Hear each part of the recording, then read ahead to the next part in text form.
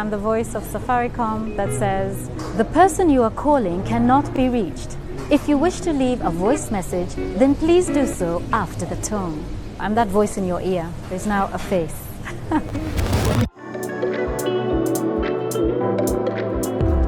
And welcome to the Sit Down, where we have conversations with creators from across this beautiful motherland of ours. My name is Malcolm Boy, and this is the Sit Down. And today we are talking to Jennifer Kanari, who is the best of the best voiceover artists that Kenya has to offer. And today she's here to tell us about the interesting nitty-gritty detail about the world of voiceover, how to begin, where to go, and how to do it. Actor? Artist? How would you say that? Actor, artist, which one works best? All of the above. Voiceover actor. All of the above. Oh All of my them. God. Yeah. And before anything else, we want to start this off by listening to some of her amazing work, and then we'll jump in on the details. So sit down and settle in.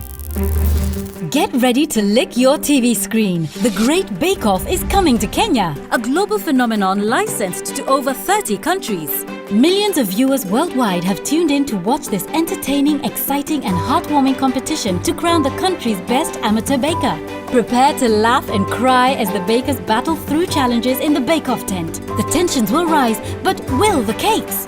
The Great Kenyan Bake Off is officially here and brought to you by Unga Limited, inspiring a nation to bake.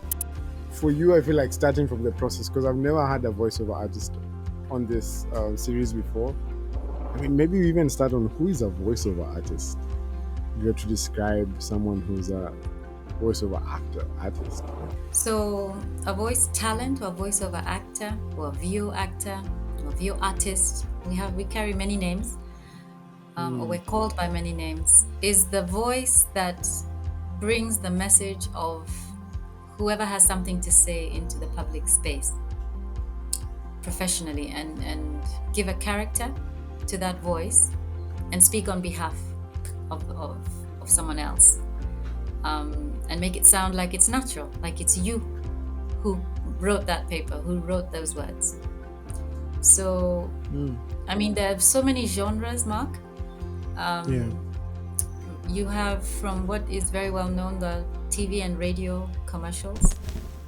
You've got audiobooks, you've got documentaries, you've got podcasts, you've got social media. I mean, people are now doing voices for birthdays. Please say a message and sound like Obama for my daughter. If you can do impersonation, so there's impersonations as well. You know, can you sound like Donald Trump? Can you sound like Mickey Mouse? So you're that voice to bring to life a character in some production.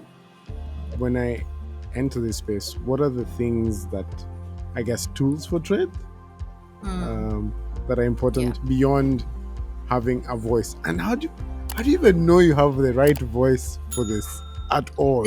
Maybe that's even the beginning. There's no such thing. I am a believer that anyone who can, and back to that question you asked, if I can hear what you're saying, so you need to be able to speak clearly. I have to hear what you're saying in whatever language you're saying it in. You have to be able to articulate well. You have to be able to read, because you're always reading someone else's script. So to read well, you need that. And then the reason I say anyone can get into it is, for example, in commercials, the target market is so wide. They want to sell things to the elderly, to the middle-aged, to the children. They have character scripts for people who can sound like Marang. Is his name Marangi? Marangi. Hello! The Juma family recently called the Duracoat helpline to repaint their house. But they were worried about the bad smell. Want you, Jumas? He showed, and that's not the way he speaks. Guy is a polished young man. But he donned that thing. He took on the character. The persona, so as soon as he wears that overall, he's, and we Maragi, we're listening to broken English. Exactly. Even that Kikuyu, whatever tension, it goes because he's so funny.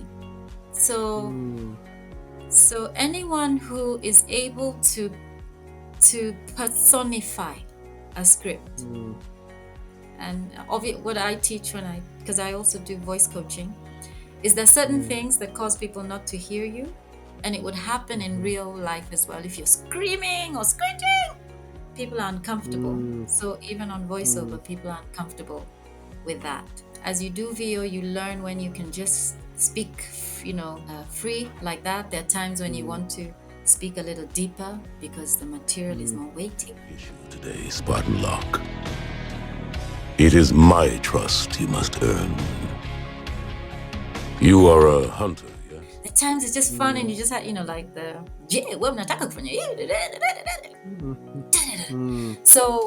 so anyone who is willing to take the time to understand a script, your voice is if you can articulate and read well and convey that story, doesn't matter if you have a very soft voice, someone will like it. It doesn't matter if you have a big booming voice, someone will like that. So I think anyone can do it. I have taken the step of faith. Someone else has taken the step of faith and they've decided, I want to voice act. What should they expect? What are these tools that they're going to interact with that they should understand, or at least get more involved with if they want to join? So first, of course, is the performance. You want to know how to be able to read a script in a manner that it sounds natural. So don't sound sing-songy. Don't, become someone you're not. So there's that aspect of learning how to take the words off a script and make them sound natural. But once you've got your performance down, there's visibility. Now the aspect of, you could call it the business of voiceover. How do you get found? How do you then make yourself available so that people can actually find you and give you work? Then within that is the whole aspect of communication, clear communication. What do they need? Can you do it? The logistics part, if you don't have a voice, a home studio, find a studio nearby. How to price your work, and those structures exist. You need to just have them close at hand. How to understand, the value of a voiceover. Is it a commercial being played in one area? Is it being played all over the world? So is it a high profile client? Is it a small guy? So your pricing, you begin to understand what you're lending your voice to and what the value of it is. What are the things that you're thinking about every time you enter your home booth or a studio and you receive a script? And what are the things? What's your process like? You have to know something about that story, about the script. You have to understand what the client is looking for. So that means taking a little more time with your script. Usually the people who write the script will give you a background, so you'll know if this is a video game and it's a character who is old or young or royal or lives. So you get a picture of who it is you're becoming in that script, and then your voice will follow that. You lend your voice to that character.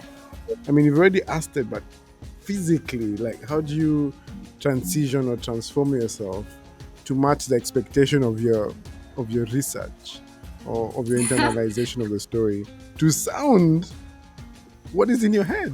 There are certain things that are also helpful. First of all, relax.